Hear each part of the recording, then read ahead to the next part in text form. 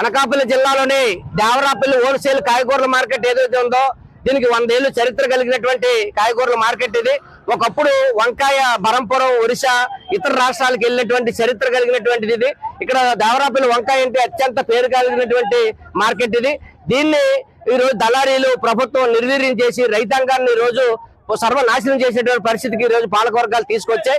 ప్రధానంగా ఈ రోజు టమాటా సీజన్ అటువంటిది ఈ రోజు వచ్చింది. టమాటా సీజన్ లో రైతులు ఎకరాకి 30,000-40,000 రూపాయలు పెట్టుబడి పెట్టి టమాటాలు పండిస్తే వాళ్ళేమో ఇక్కడ మార్కెట్ తీసుకొస్తే కొనే నాదుడే లేడు. 30 రూపాయలకి 50 రూపాయలకి టమాటాలు ఈ రోజు దళారీలు కొనేటువంటి పరిస్థితి ఉంది. ఒకవేళ దాచుకుందామంటే ఇక్కడ కోల్డ్ స్టోరేజ్ కానీ నిలువ నీడలేటువంటి పరిస్థితి.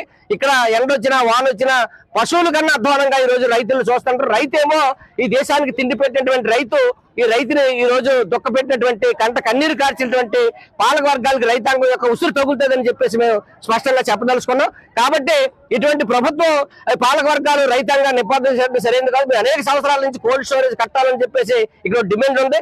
కోల్డ్ స్టోరేజ్ లేదు, ఇక్కడ నిలువ నీడ లేదు, వర్షం వచ్చినా ఎండ వచ్చినా తీవ్రమైన ఇబ్బంది. ఆశీలు మాత్రం ఈ రోజు విపరీతంగా డబ్బులు వసూలు చేస్తారు, వీళ్ళకి నిలువ నీడటువంటిది ఏర్పాటు చేయరు.